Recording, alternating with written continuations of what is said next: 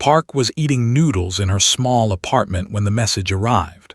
The holographic screen on her wall flickered to life, showing the face of her older brother. He looked worried. He always looked worried these days, ever since he started working at the Galactic Coalition Embassy in Seoul. "Are you watching the news?" he asked. She slurped another mouthful of noodles. "No, why?" "Turn it on now." She waved her hand, and the screen changed to a news broadcast. A woman in a formal suit was speaking rapidly. Behind her floated images of strange alien creatures and a massive space station that looked like a ring made of silver and gold. "The Galactic Coalition has officially invited Earth to participate in the Universal Endurance Trials for the first time in human history," the news anchor said. "This invitation comes just 5 years after humanity's admission into the coalition." Put down her chopsticks. She had heard about the trials before. Everyone had. It was the most famous competition in the entire galaxy. Species from hundreds of worlds sent their strongest champions to compete. The winners earned glory for their entire race. The losers were forgotten. For 3,000 years, the same species had dominated the trials. Though they were giants, standing over 8 feet tall with 4 powerful arms and skin like blue stone, they could survive in conditions that would kill most other beings in seconds. Their champion, a military commander named Os, had held the record for almost 850 years. "They want us to compete against that," muttered. Her brother's face appeared again on a smaller window. "The government is looking for volunteers. They need someone to represent Earth. Good luck to whoever is stupid enough to say yes." Was quiet for a moment. "I know that look. Whatever you're thinking, stop thinking it." But was already thinking. She had been a gymnast since she was 6 years old. She had trained her body to do impossible things. When an injury ended her athletic career 2 years ago, she had switched to engineering. Now she studied how things worked, how machines were built, how systems could be broken. She looked at the image of the space station on her screen. It was beautiful. It was terrifying. It was calling to her. "I want to see the official invitation," she said. "No. Just send it to me. I want to read the rules." 3 days later, Park stood in front of a panel of government officials and military leaders. They sat behind a long table, looking at her like she was crazy. Maybe she was. "You are 19 years old," one of the officials said. "You have no military training. You are not even a professional athlete anymore. Why should we send you?" Kept her back straight, because no one else volunteered. This was true. The government had asked for champions. They had reached out to soldiers, athletes, and scientists. Everyone had said no. The trials were too dangerous. The aliens were too strong. Humanity would only embarrass itself. "And you think you can win?" another official asked. "I think I can survive," said, "and I think that's more than anyone expects from us." The officials whispered among themselves. Finally, the oldest one spoke. "Very well. You will represent Earth in the Universal Endurance Trials. May whatever gods you believe in protect you." 2 weeks later, arrived at Prime, the orbital station where the trials were held. The journey had taken 3 days on a coalition transport ship. She had spent most of that time reading everything she could find about the competition. The station was enormous. It floated in space like a giant wheel, spinning slowly to create artificial gravity. Ships from dozens of worlds were docked along its outer ring. Beings of every shape and size walked through its corridors. And they all stared at. She was small, she was soft. She had no claws, no armor, no extra limbs. Compared to the other competitors, she looked like a child. A group passed her in the main corridor. They towered over her, their 4 arms crossed over their massive chests. One of them stopped and looked down at her with eyes like black glass. "You are the human," he said. His voice was deep like thunder. Bowed her head slightly. "I am Park. It is an honor to meet you." The laughed. It was not a kind sound. I am Commodore Os. I have won the trials 47 times. I have crushed champions from 100 worlds. He leaned closer. Your presence here is an insult. Humans do not belong in the trials. You are weak. You are fragile. You will break. Other aliens had gathered to watch. Some of them were laughing too. Others just looked at with pity. She could feel her heart beating fast. Her hands wanted to shake, but she had trained herself long ago to control her body. She took a slow breath and looked up at Oz. Thank you for the warm welcome, she said calmly. I look forward to the competition. Then she bowed again and walked away. Behind her she could hear the aliens whispering. They thought she was foolish. They thought she was already defeated. They had no idea what humans were capable of. That night, alone in her small room on the station, opened her computer and began to study. She pulled up blueprints of the station, records of past trials, technical documents about the competition chambers. If she was going to survive, she needed to understand everything. And Park was very, very good at understanding things. The Great Hall of Prime was filled with thousands of beings. They sat in floating seats that circled a massive stage. Holographic screens floated everywhere, showing images and symbols from dozens of different languages. The air smelled strange, like metal and flowers and something could not name. She stood with the other competitors in the center of the stage. There were 53 of them in total, representing 53 different species, was the smallest by far. The champion Os stood at the front, his blue skin shining under the lights. He did not look at her. She was beneath his attention. A being made of what looked like living crystal floated onto the stage. This was the High Arbiter, the judge who had overseen the trials for the past 500 years. Its body chimed like bells when it moved. Welcome, champions, the Arbiter said. Its voice came from everywhere at once. You have come to prove the strength of your species. You have come to earn glory that will last 1,000 years. Today, we reveal the trial you must face. The holographic screens flickered and changed. They showed an image of a large circular chamber. It glowed with red and orange light. Heat waves rippled across its surface. This year's trial is the Crucible of Flame, the Arbiter announced. A test of pure endurance. Felt her stomach drop. The screens showed more details. The crucible was a chamber 30 meters wide. Inside, the temperature reached over 400 degrees. The air was filled with toxic gases that could burn lungs in seconds. The gravity was increased to 3 times normal, pressing down on the body with crushing force. Competitors would enter one at a time. They would stand in the center of the chamber and endure for as long as they could. The one who lasted longest would win. The current record was held by Os, 4 hours, 22 minutes and 17 seconds. He had set it 60 years ago, and no one had come close since.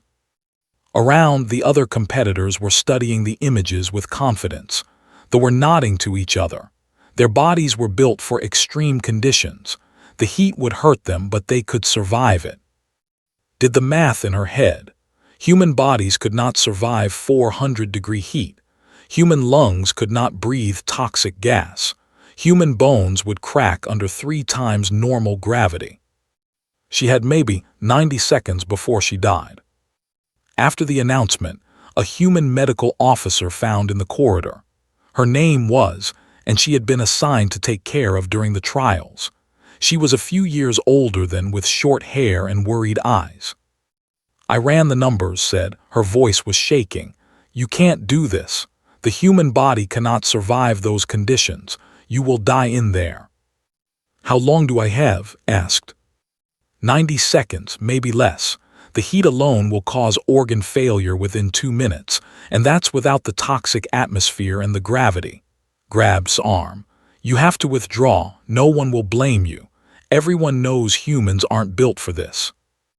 Gently removes hand. I'm not withdrawing. Then you're going to die. Maybe. Looked back at the Great Hall, where the other competitors were celebrating with their teams. But maybe not. I need to learn more about the Crucible first. Over the next 2 days, attended every technical briefing about the trial. She sat in the front row and asked questions. Dozens of questions. Hundreds of questions. How was the chamber constructed? What materials were used? How was the heat generated? Where did the toxic gases come from? How was the gravity increased? What safety systems existed? What happened if something went wrong? The other competitors grew annoyed. They openly mocked her. Even the arbiter seemed confused by her endless curiosity. "Why do you ask so many questions, human?" As demanded one day. "The trial is simple. You enter, you endure, you survive or you fall. There is nothing to understand." Smiled politely. "I just want to learn. Everything is so new to me." The laughed and walked away. He thought she was wasting her time. He thought she was trying to delay her inevitable failure. He was wrong. That night, locked herself in her room with her computer. She spread out all the technical documents she had collected. She drew diagrams on the walls. She ran calculations over and over again. And slowly, she began to see something. The Crucible was old. It had been built 3,000 years ago at the very beginning of the trials. Its systems were ancient but well-maintained, and like all old machines, it had patterns, rhythms, cycles. The toxic gases were pumped into the chamber in 30-second intervals. For 2 seconds between each cycle, the air was almost breathable. The gravity generators pulsed in sync with the station's main power grid. Every 45 seconds, there was a tiny fluctuation. And the heat came from plasma vents arranged in a precise pattern around the chamber. They created zones of extreme temperature, but also small pockets of slightly cooler air. No one had ever noticed these patterns before. Why would they? The competitors just stood still and tried to survive.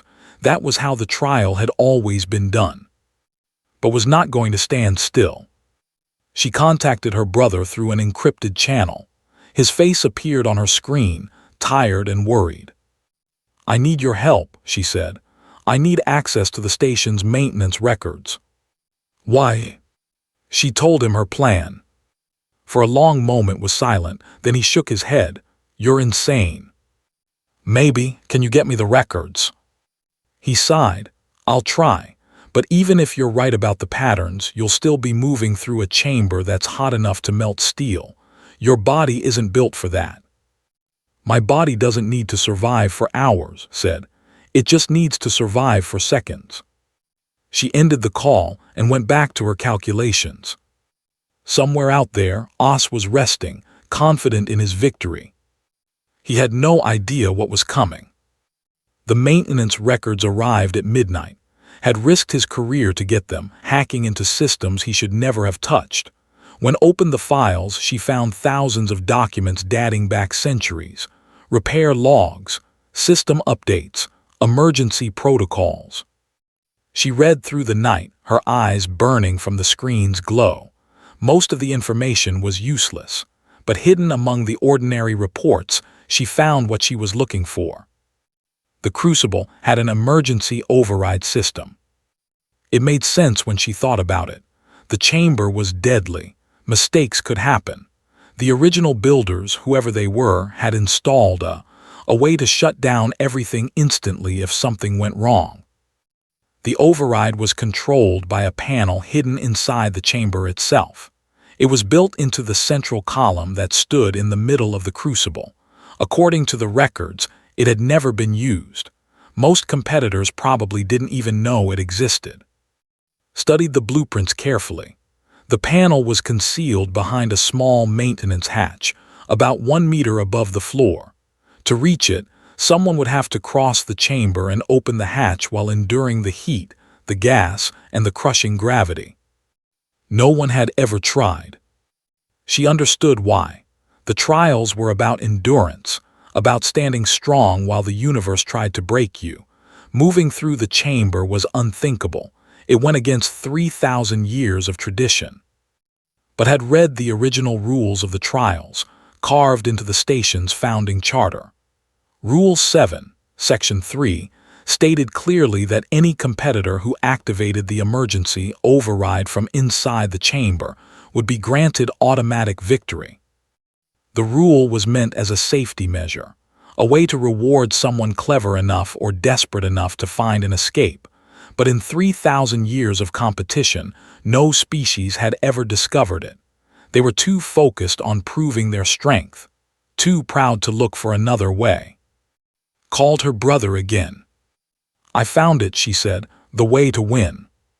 She explained everything, the hidden panel, the emergency override, the ancient rule that no one remembered.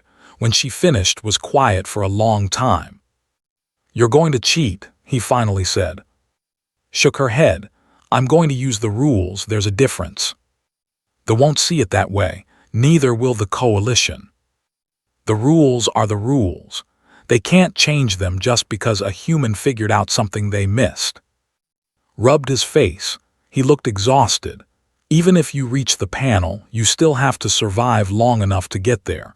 The chamber will try to kill you every step of the way." "I know," pulled up the pattern she had mapped.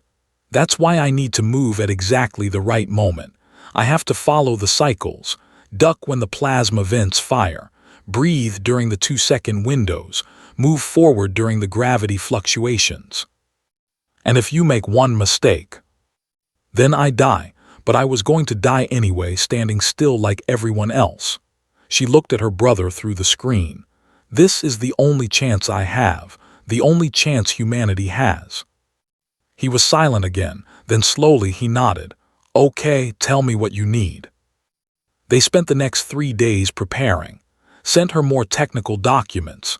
She memorized every detail of the chamber's layout. She practiced her movements in her small room, ducking and rolling and timing her steps perfectly. Noticed that was acting strangely. The medical officer visited her room one evening and found her doing stretches on the floor. "What are you doing?" asked. "Preparing," said. "For what? You can't prepare to stand in a furnace." Stood up and faced her. She trusted. The doctor had been kind to her when everyone else treated her like a joke, but she couldn't tell her the plan, not yet. "I need you to trust me," said. "When the trial happens, things might look strange, but I know what I'm doing." Frowned. "You're hiding something." "Yes, but I promise I'm not trying to get myself killed. I'm trying to survive." The doctor studied her for a long moment. Something in his eyes must have convinced her, because she finally sighed and nodded. "Fine, but if you die in there, I'm going to be very angry with you." Smiled. "If I die in there, you can yell at my ghost." The night before the trial, could not sleep. She lay in her bed, staring at the ceiling, running through her plan again and again. Every step, every movement, every second. 12 seconds. That was how long she calculated it would take to cross the chamber and reach the panel. 12 seconds of hell. 12 seconds of fire and poison and crushing weight. She had trained her whole life for moments like this. When she was a gymnast, she had performed routines that lasted less than a minute. Every movement had to be perfect. One mistake meant failure. This was the same, just with much higher stakes. Her computer beeped, a message from. "I believe in you," it said. "Make them remember what humans can do." Read the message 3 times, then she closed her eyes and finally slept. Tomorrow she would either make history or become a footnote. Either way, she would not stand still and wait to die. That was not the human way. The great arena was packed with over 100,000 beings. They filled every seat, every floating platform, every viewing deck.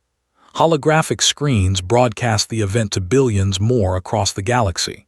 This was the Universal Endurance Trials, the greatest competition in known space, and everyone was watching. Sat in the waiting area with the other competitors. She was in position 47. That meant she had to watch 46 others go before her. The wait was torture. One by one, the champions entered the crucible. A massive door would open, revealing the glowing orange interior. The competitor would walk in. The door would close, and then everyone would watch on the screens as they tried to survive. Some lasted only minutes. A reptilian creature from a distant world collapsed after just 3 minutes, its scales cracking from the heat. A being made of living gas dispersed after 7 minutes, unable to hold itself together under the gravity. Others lasted longer. A stone-like creature from a heavy gravity world endured for over 2 hours before finally crumbling. The crowd cheered for each competitor, no matter how long they lasted. Endurance was respected here. Then came the Os entered the crucible with his head held high. He was the favorite, the champion, the legend. The crowd roared his name. He walked to the center of the chamber, planted his feet, and crossed all 4 of his arms over his chest. The timer began. 1 hour passed. The heat would have killed a human in seconds, but Os stood like a statue. His blue skin began to darken from the heat, but he did not move. 2 hours. His breathing became heavier. Steam rose from his body, but still he stood. 3 hours. Small cracks appeared on his skin. His legs trembled. The crowd was silent now, watching in awe. 4 hours. Os was shaking constantly. Black blood dripped from his nose, but he refused to fall. He refused to lose. 4 hours, 31 minutes, and 8 seconds. Os finally collapsed. His body could take no more.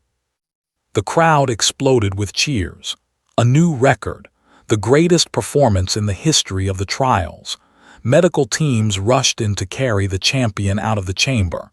He was barely conscious, but he raised one fist in victory. Watch from the waiting area. Her heart was beating fast, not from fear, from anticipation. 6 more competitors went after Os. None of them came close to his time. Then finally, it was turn. Competitor 47, the announcer's voice boomed, Park of Earth. The crowd went quiet. Then laughter rippled through the arena, could hear them whispering. The human, the small one, the joke. She walked onto the stage. The massive door to the crucible loomed before her, glowing with heat. Standing beside it was the High Arbiter, its crystal body chiming softly. "Do you understand the rules?" the Arbiter asked. "Yes," said. "Do you enter of your own free will?" "Yes." "Then may fortune favor you, human." The door opened. A wave of heat hit like a physical wall. She could feel her skin beginning to burn just from standing near the entrance. Inside, the chamber glowed like the inside of a sun.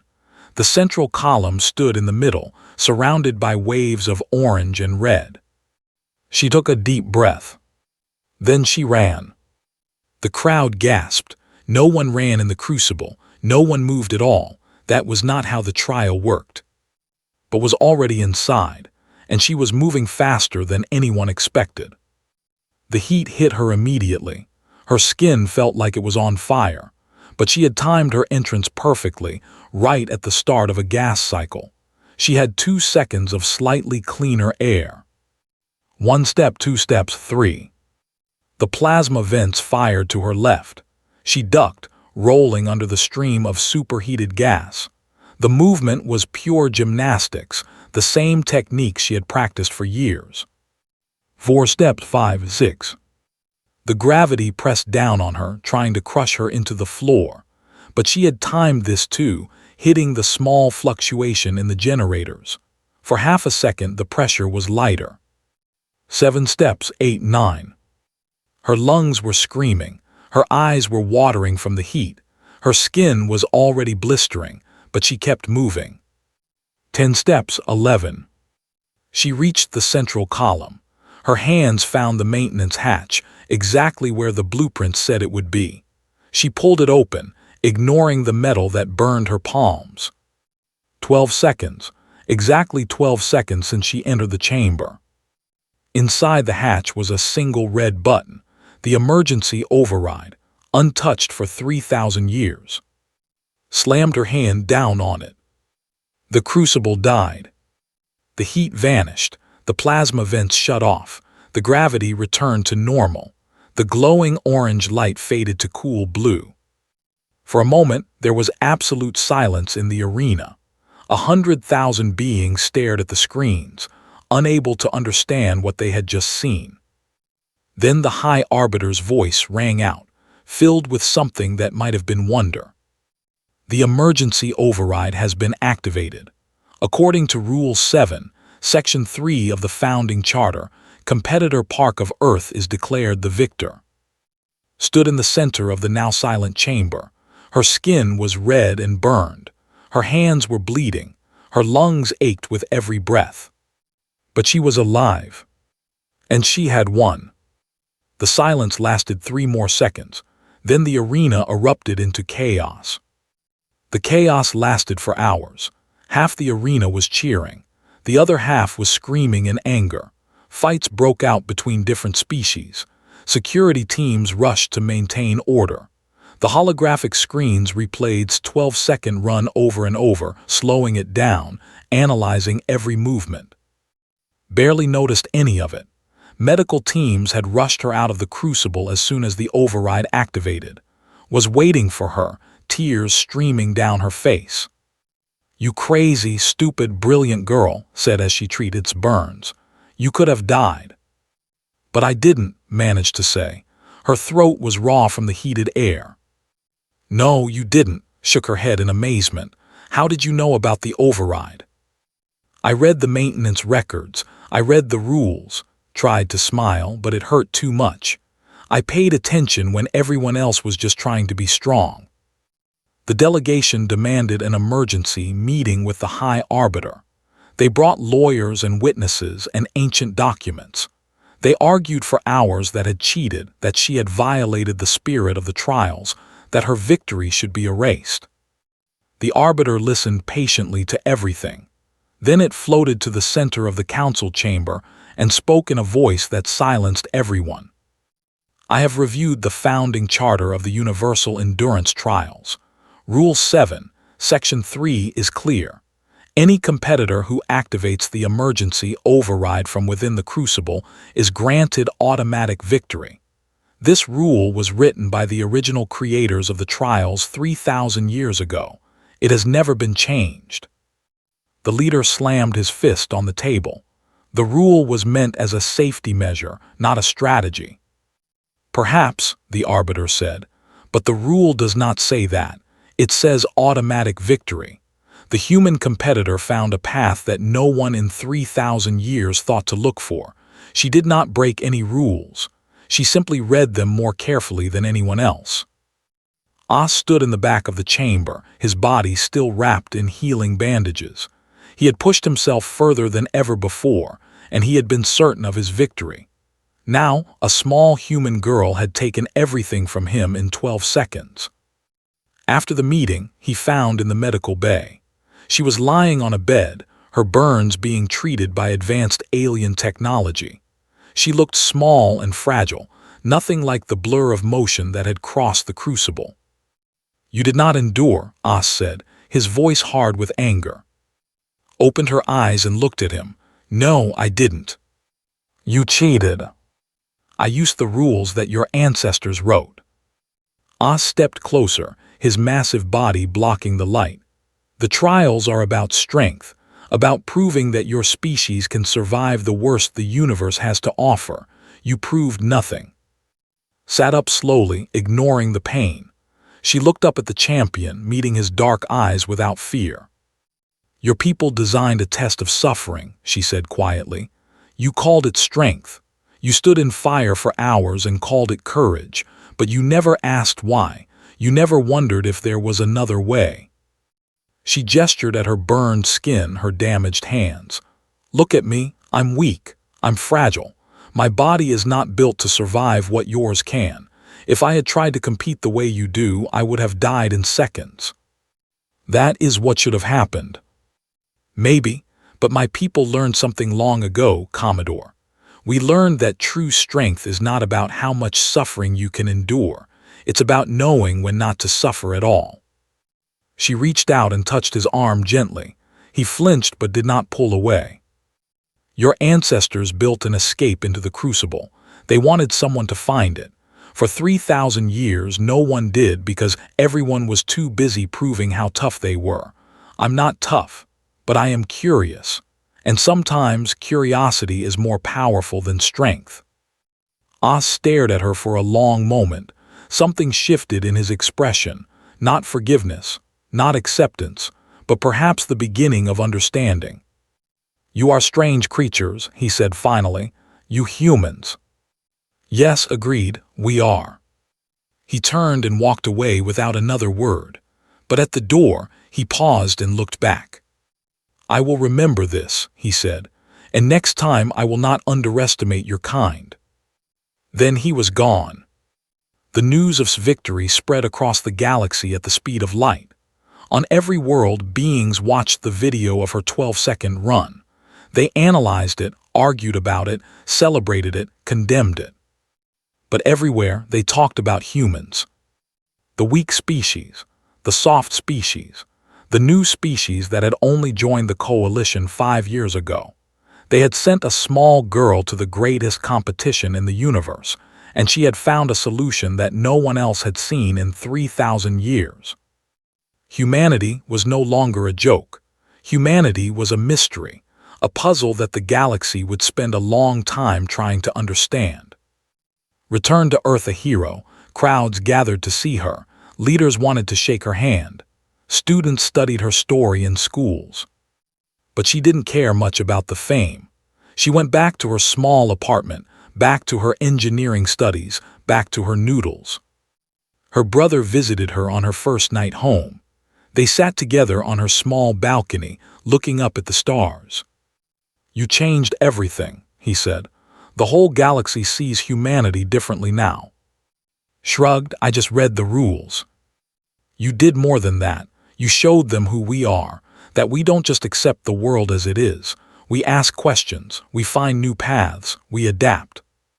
She smiled, thinking about the crucible, about the heat and the fire and the 12 seconds that changed history. "That's what humans do," she said. "We look at impossible things and ask, but what if there's another way?" Above them the stars glittered like diamonds. Somewhere out there, the galaxy was watching, waiting to see what humans would do next. Didn't know the answer yet. But she knew they would figure it out. They always did.